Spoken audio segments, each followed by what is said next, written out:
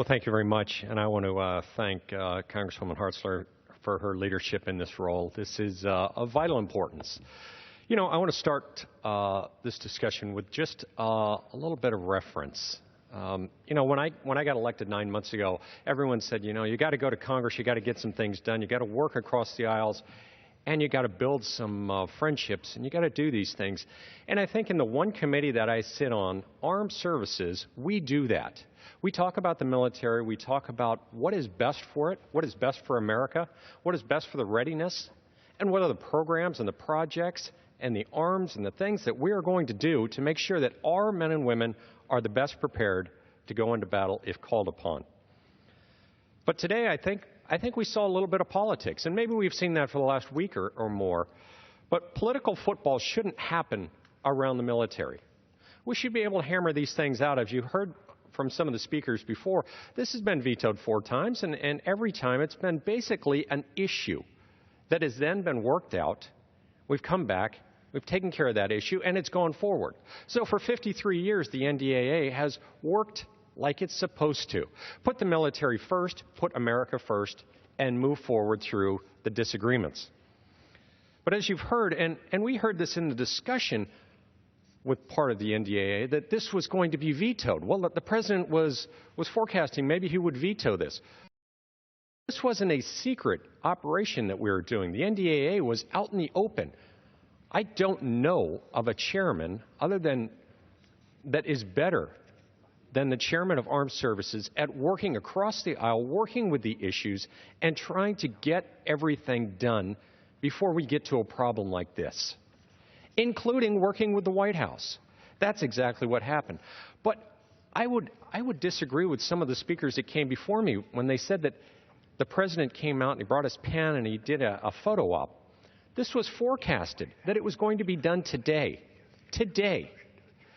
Is there something that's happening today that's going to take up all the news, that's going to be in all of the papers tomorrow, that's going to be on Twitter? That's right. The Benghazi hearing is happening right now, and it's been happening for hours. During this veto, the Benghazi hearing was happening. I just went on Twitter. There are 200 times more Twitter feeds on Benghazi than the NDAA veto. In politics, we would call that cover. We would call that, you know what, I got to do something bad, so I better do it when they're not looking at me. And that's exactly what happened today. Let's talk about the NDAA a little bit. Yes, we've had some disagreements, and we figured them out, 60-2 in the House. How do you get something done when you get such a bipartisan vote? Well, you sit there for 20 hours, and you work through a chairman, and you get the issues worked out. $612 billion was asked for. $612 billion was given. A 1.3% pay raise from the president's budget, 1.3% pay raise to our military. That was done. In July, we lost 4 Marines to a tragic incident in Tennessee. When I went home, many people said, what do you think about this? Can you change something? Oh, shouldn't they be armed? Shouldn't something happen? That's in the NDAA. Now we give post commanders the appropriate ability to arm our recruiting and our reserve centers. But let's go a little further. This allows our friends and enemies to know what's happening in America. Now today, they say, is something happening in America that's weak? Because for 53 years, it's been the military first, America first, we're going to be strong. And today, I gotta believe that our friends and enemies might be scratching their head and saying, what is happening in America?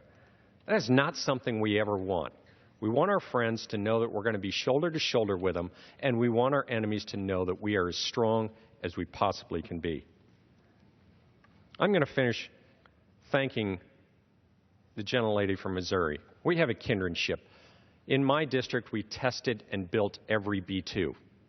In her district, she houses the B-2 spirit that sends them off to do difficult deals, difficult sorties, and I'm very proud of what the B-2 does. Just as I'm proud of every man and woman in the military and every mission that they complete. If we're going to stand with the military, then let's stand with the military. If we're going to turn our back and say, this is not what we believe, then that's not what I want to be part of. I think we should work as hard as we possibly can to override this veto. That is the mission. That is the vision.